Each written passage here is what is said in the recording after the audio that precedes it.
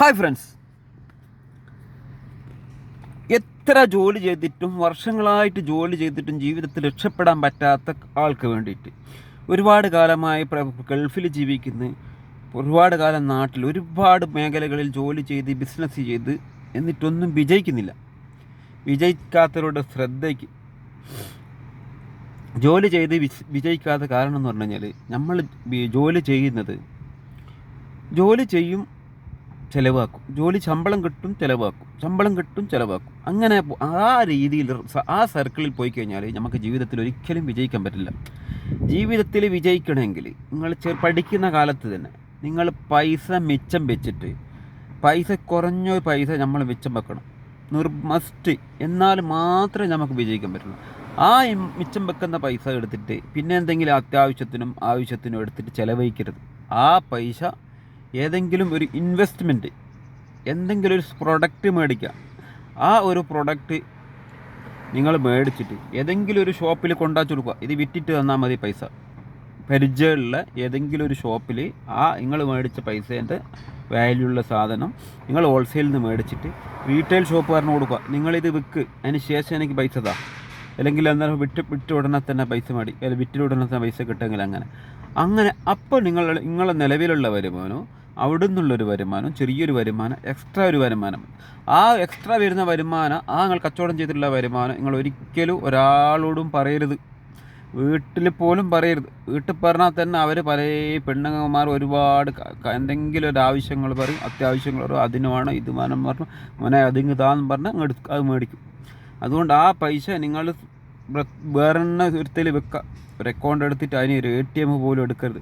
ആ ATM ബാങ്കിലിട്ട് വെക്കുക, അല്ലെങ്കിൽ പിന്നെ ഏതെങ്കിലും ബോക്സിലിട്ട് വെക്കുക.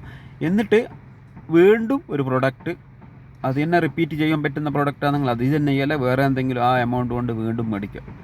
ആ എമൗണ്ട് കൊണ്ടുപോയിട്ട് നിങ്ങളെ ജോലിയെ ഒരിക്കലും ബാധിക്കാൻ പാടില്ല. നിങ്ങളെ പഠിക്കുന്ന വ്യക്തിയാണെങ്കിൽ പഠിപ്പിനെ ബാധിക്കാത്ത മോഡലായിട്ടുള്ള ഓരോന്ന് കണ്ടെത്തണം. നിങ്ങൾ പഠിക്കുന്ന വ്യക്തി ഇപ്പോൾ ഇവിടെ എൻ്റെ മുമ്പിൽ കാണുന്നുണ്ട് ആൾക്കാർ ബിൽഡിംഗ് എടുക്കുന്നതാണ്.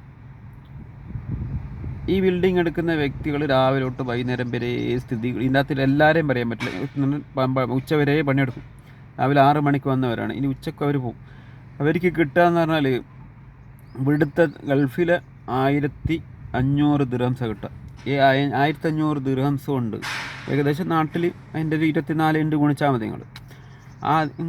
ഇങ്ങനെ പണിയെടുക്കും ചിലവാക്കും. ഇതിൽ അപൂർവ ആൾക്കാർ ഈ മേഖലകളിനെ പറ്റിയിട്ട് നല്ലോണം പഠിച്ചിട്ട് മുതലാളിമാരാകുന്നവരുണ്ട്.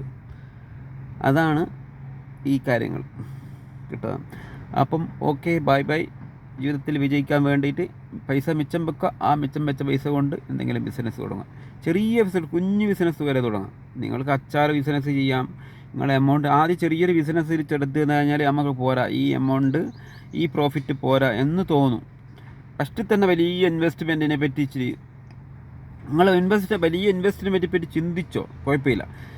നമ്മൾ വലിയൊരു ബിസിനസ് ഇതുപോലത്തെ ഒരു ബിൽഡിംഗ് എടുക്കണമെന്ന് ചിന്തിച്ച് പ്ലാൻ ചെയ്ത് വലുതായിട്ട് സ്വപ്നം കാണുമെന്നൊക്കെ പറയും. സ്വപ്നം കാണും. പക്ഷെ സ്വപ്നം കാണുമ്പോൾ നമ്മൾ ആ ഒരു സ്വപ്നത്തിന് വേണ്ടിയിട്ടുള്ള ഓരോ ഫൗണ്ടേഷൻ എത്ര പൈസ ചിലവാകണം, അതിന് വേണ്ടിയിട്ടുള്ള ഫില്ലറിന് എത്ര പൈസ ചിലവാകണം, അതിൻ്റെ പിന്നെ കോൺട്രാക്ട്, ഫസ്റ്റ് ഫ്ലോറിങ്, അങ്ങനെ കണ്ടിട്ട് ആ ഫൗണ്ടേഷനുള്ള പൈസ നമ്മൾ എന്ത് ചെയ്യണോ, ഇതുപോലെ നമ്മൾ ഉണ്ടാക്കണം. ഇങ്ങനെ കുറച്ച് പൈസ ഫൗണ്ടേഷൻ ഉണ്ടാക്കി കഴിഞ്ഞാൽ ആ ഫൗണ്ടേഷൻ ഉണ്ടാക്കാം. അല്ലെങ്കിൽ അങ്ങനെ പൈസ സ്വരൂപിച്ച് വെച്ചാൽ മാത്രമേ നമ്മൾ എന്താക്കാൻ പറ്റുള്ളൂ, നമുക്ക് വിജയിക്കാൻ പറ്റുള്ളൂ. ഈ ഒരു വീഡിയോ കണ്ടുകൊണ്ടും അങ്ങനെ സ്ക്രോൾ ചെയ്ത് പോയിട്ടൊന്നും കാര്യമില്ല.